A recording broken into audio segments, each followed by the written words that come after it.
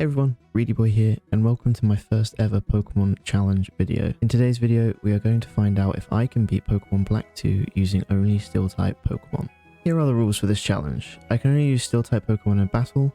There's one exception to this, but I'll explain it later. No items can be used in battle. Held items such as berries are allowed, however. Also, if you enjoy this video, consider subscribing to the channel. Anyway, with the rules out of the way, let's get into the challenge. We start off by choosing our starter Pokemon. None of these are steel types though, so we pick Snivy and name her not Steel. I decided to pick Snivy so that the rival would have Tepig and provide us with a bit more of a challenge. After beating a rival in a fight that doesn't really count and watching a man jump off a cliff, we find ourselves at Flocacy Ranch. Here we can get our first team member, Bluey the Riolu. Remember when I said there was an exception? Well, this is it. See, we can't really get Steel type until after the first gym. Now, we could run around a lot and try and make Bluey love us, but that's a lot of time and effort. Plus, I decided it would make the first gym a bit too easy if we had a Lucario right away, so now we're sticking with Riolu. We make quick work of our rival and his Tepig and rescue a poor Herdier from Team Plasma. It's okay, Herdier. Emo Ed Sheeran can't hurt you now. Moving on, we head back home to take on the first gym leader, Sharon. On our first attempt, we managed to beat Sharon's Patrat, but his Lillipup takes us out. It was then I realised if I had just trained Riolu up one more level, he would learn Force Palm. So after a bit of training, we headed back to the gym and... well, that was easy. Anyway, the first gym badge retained and one step closer to completing the challenge. Moving on, we headed to Furbank City to catch our next team member, Magneto the Magnemite. Yes, we finally had a team member who is actually a Steel type. Oh, no offense Riolu, you're still awesome. Anyway, with Magnemite now on the team, we head to the next gym. The battle with Roxy was honestly super easy. None of our Pokemon have any moves that can do damage to Magnemite, so after a few Sonic Booms, the second gym badge was ours. After a quick detour of becoming a movie star, me and the rival beat up Team Plasma and chased them to a sewer, where you guessed it, we beat them up again. Oh, and Riolu finally evolved. Nice. Whilst down in the sewer, we find a door which takes us into Relic Passage. In here, we catch two new Pokemon, the first being Sneck the Onix, who is shortly followed by Mole Man the Drillbur. We can't use these two yet, unfortunately, because neither of them are Steel types, but they will be eventually. After obtaining our new friend, we head straight over to the third gym. The battle with Bio was very similar to the battle with Roxy. None of his Pokemon can really harm my Steel types. Magnemite manages to take out his Swadloon and Dwebble, but I was also taking a fair bit of damage in the process, so I switched to Lucario to handle Levani. And after a few returns, the third gym badge is all ours. I decided to level up the team a bit, allowing Drillbur to evolve into Excadrill, which is fantastic timing, as Excadrill is a perfect counter to Elsa's Pokemon. Heading into the fourth gym battle, Elisa leads with Emolga, whilst I lead with Excadrill. Because Emolga doesn't have any moves that can really do any damage, I decided to set up with Home Claws to boost my attack. This means that on the next turn, I can take out Emolga with a Rock Slide. Next in is Substriker, who strangely goes for a Pursuit instead of a Flame Charge. Don't really know what Alessa was thinking on that one, but we one-shot the Substriker with a Dig. Her last Pokemon was Flaffy, who also falls to a single Dig. Gym badge number 4, obtained. After beating the gym, we once again help our rival take on Team Plasma. These guys are more like an annoying fly that gets stuck in your room than they are actually threatening. We finally make it to Driftvale City, and decide to head straight into the next gym. I was a bit worried about this gym battle. You see, all of Clay's Pokemon are ground types, which if you didn't know, are super effective against my entire team. And boy, was I right to be worried. In our first attempt, Lucario managed to take out Clay's Crocodile without a problem. However, his Sandslash and Excadrill swept through my entire team. Okay, time to level up a bit more and try this again. Our second attempt went a lot better. Clay leads with his Crocodile, and this time I decided to lead with Steelix. This was so Lucario wouldn't get affected by Crocodile's Intimidate. Whilst I had Steelix in, I decided to use Stealth Rocks to help get a little bit of chip damage on his Pokemon. After going back and forth, Steelix was defeated, but he left Crocodile on a sliver of health. This allows me to bring in Lucario to quickly take it out. Next in is Sandslash. Lucario lands a return to do some decent damage, but then immediately goes down to a critical hit Bulldoze. I don't know if Lucario could have tanked a regular Bulldoze from Sandslash, but it's still annoying. Anyway, with Lucario down, I send Excadrill, who takes out the Sandslash with a Dig. Finally, Clay is down to his last Pokemon. Clay sends out his own Excadrill, and the epic battle of Excadrill versus Excadrill begins. except not really, as Mole Man takes down Clay's Excadrill with a single dig. Well, that was anticlimactic. Anyway, 5th gym badge obtained. Anyway, we can now move on and finally get some new encounters. First of which is Lance the Carablast. And thanks to the Shelmet that we caught earlier, we can evolve Lance into an awesome looking Escavalier. I'm really excited to use Escavalier. I've always thought he was a cool looking Pokemon, but when I was younger, I could never figure out how to evolve Carablast, so welcome to the team, Lance. We then head into Chargestone Cave. Whilst in the cave, Magneto finally evolves into one of my favourite Pokemon of all time, Magnezone. We can also catch a few more Pokemon here as well. First is Motorhead the Clink, who is then followed up by Spike the Ferroseed, and finally is Bob the Nosepass, who immediately evolves into Probopass thanks to us being in Chargestone Cave. Now with the team all leveled up and ready to go, it was time to take on the 6th gym. The battle with Skylar was honestly really uneventful. Magnezone took out all 3 of her Pokemon using Thunder Wave and Electro Ball, plus a Mirror Shot on Skarmory thanks to Sturdy. But I'm not going to complain about an easy win, so I'll happily take the 6th gym badge and be on my way. Moving on, we catch our very own Skarmory called Talon and add him to the team. We then head to Undella Town, where we are challenged to a battle by our rival. The battle begins and he leads off with Unpheasant whilst I lead off with Lucario. On the first turn, I set up a Swords Dance to boost my attack. Our rival hits back with an Air Slash for a decent chunk of damage, but nothing we can't handle. On the second turn, we decide to go for another Swords Dance, which works out great as our rival just goes for Detect.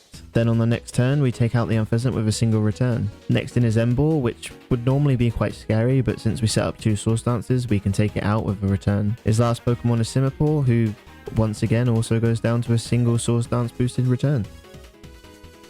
Oh, that was easy. The next gym coming up is Drayden, the dragon type user, and I was very worried about this gym as I didn't have an effective way to fight dragon types. Also, Drayden has a Flygon, which is also a ground type who has the move Earth Power, who could easily wipe through my entire team. So I did a bit of research and learned that Lucario can be taught the move Ice Punch from a move tutor in Mestralton City. So with our new ice type move learned, it was time to take on Drayden. The battle begins and Drayden starts with Druddigon.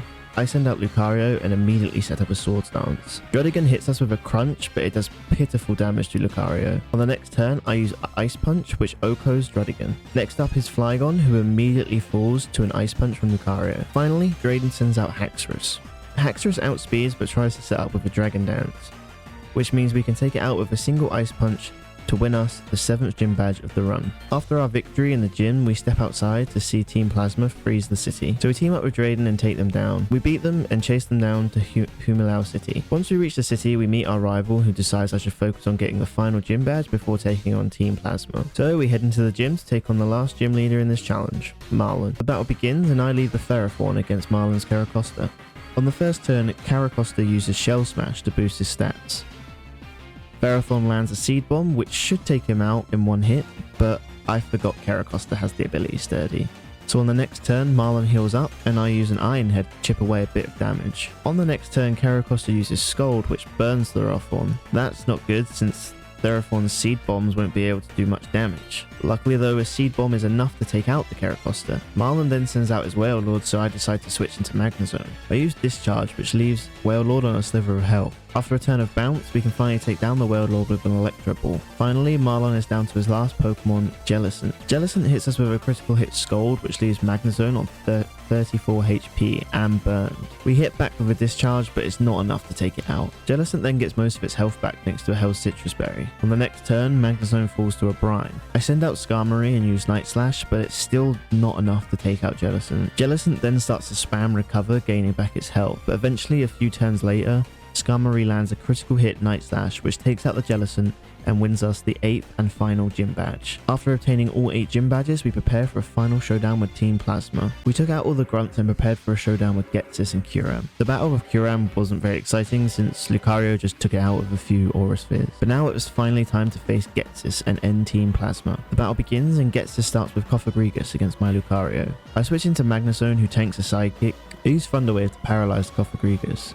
Ghetsis then decides to start using Protect and Full Restore, but we set up another Thunder Wave and took out Cofagrigus with an Electro Ball. Next out is Seismitoad, so I switched into Theraphorn. Theraphorn took a bit of damage from a Drain Punch, but was able to take out Seismitoad with a single Seed Bomb. Now, it's at this point in the battle where I started to make some stupid decisions. You see, I actually forgot about this fight altogether, meaning I brought a team that overall wasn't good and incredibly weak to fire. And if you didn't know, Ghetsis' next Pokemon is an Electros that has Flamethrower. So Electros comes out and I stupidly switch into a Escavalier. Electros goes for a Flamethrower and Escavalier holds on in the red but gets burnt. This means that Escavalier's X-Scissor does hardly any damage and he falls to burn damage. Now starting to panic, I send in my trusty Lucario. I go for an Aura Sphere hoping to take it down, and we do thanks to a critical hit. Next in is Drapion. I decided to use a Swords Dance to boost my attack. Drapion hits us with an Earthquake, but Lucario doesn't take too much damage. On the next turn, I stupidly went for Aura Sphere, forgetting that it's a special attack and wasn't affected by the Swords Dance boost. Drapion survives and hits us with another Earthquake, which this time does enough damage to take us out. I switched into Magnezone hoping it could outspeed, but I guess I just didn't realize how slow Magnezone is, as he gets taken out by an Earthquake as well. Not gonna lie, it was at this point where I was really starting to panic. I switch into Skarmory, who gets hit by a Night Slash, and then uses Iron Head, which thankfully takes Drapion down. Ghetsis then sends out Toxicroak. We get hit by a Brick Break for a decent chunk of damage. We then land a Fly, but it just barely doesn't kill. We get hit by a second Brick Break, but Skarmory holds on and takes out Toxicroak with another Fly. Ghetsis then sends out his final Pokemon, Hydreigon. I tried to do some chip damage with Skarmory, but Hydreigon immediately takes him down with a Dragon Rush. So it's now down to my last Pokemon, Theraphorn. Hydreigon hits us with a Dragon Rush, but Theraphorn tanks the hit. And thanks to Recoil plus Iron Barbs, Hydreigon takes quite a bit of damage. I decided to use Pin Missile, which hits 3 times, bringing Hydreigon to just under half HP. On the next turn, Hydreigon goes for a Dragon Rush again, which flinches Theraphorn. It all comes down to this next turn. If Theraphorn can survive one more Dragon Rush, we can take it out and win the battle. So, Hydreigon uses Dragon Rush, and Theraphorn lives, baby. Which means thanks to Recoil plus Iron Barbs, Hydreigon takes itself out, and we win the battle with our last surviving Pokemon. It annoys me because I know if I'd actually planned a better team, that fight would have been a lot easier. But oh well, we won either way, and now it's finally time to take on the Pokemon League. Once we reach the gate to the Pokemon League, we are challenged to a final battle with our rival.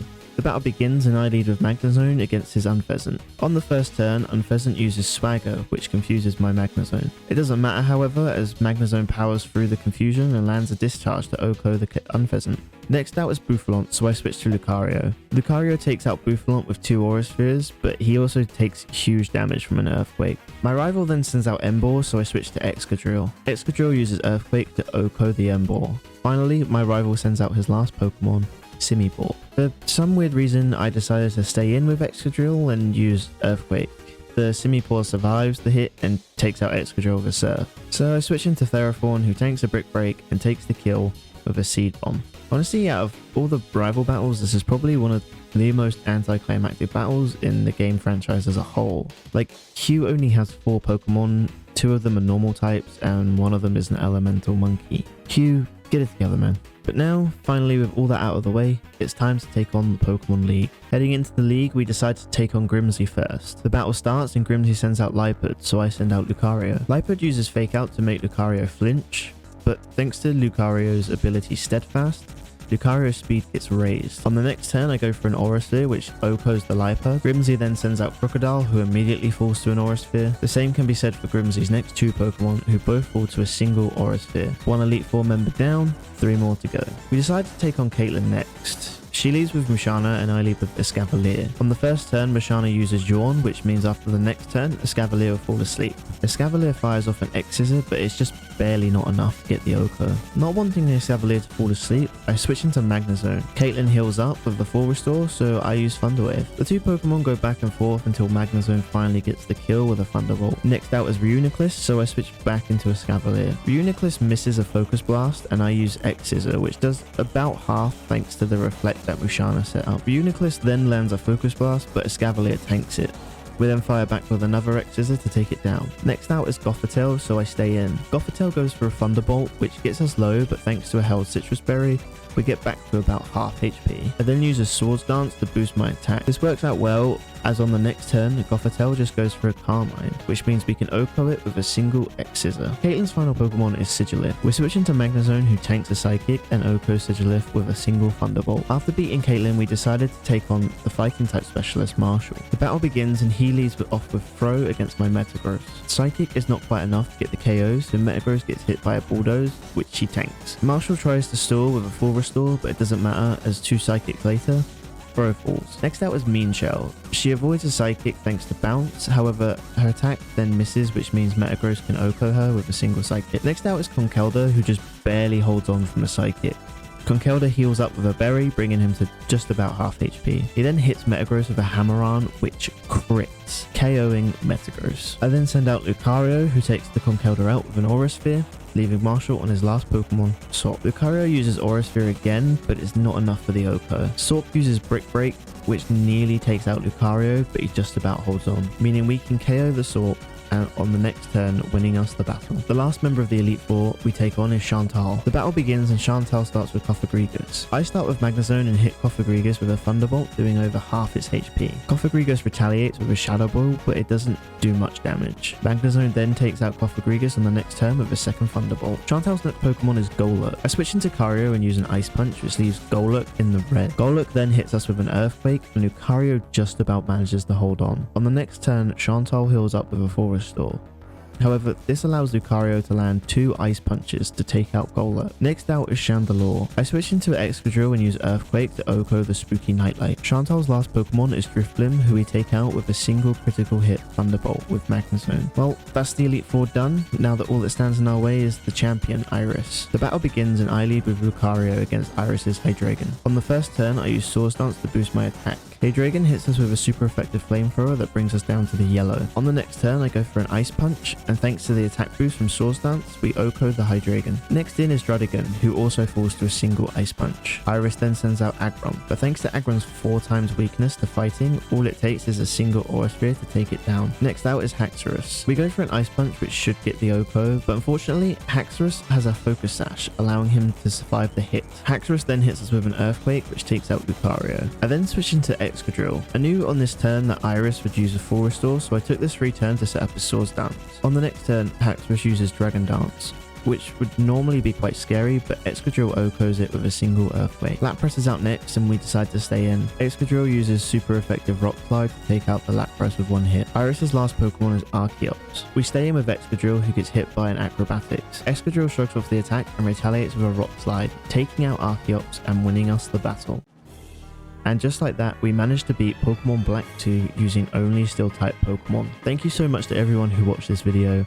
I hope you enjoyed this video as much as I did making it. And if you did, consider leaving a like on this video and subscribe to the channel. Also, if you want to see me do challenges like this again or have any other challenge you want me to do, leave a comment down below. Anyway, ladies and gentlemen, my name is Reedy Boy, and I will catch you in the next video. Peace.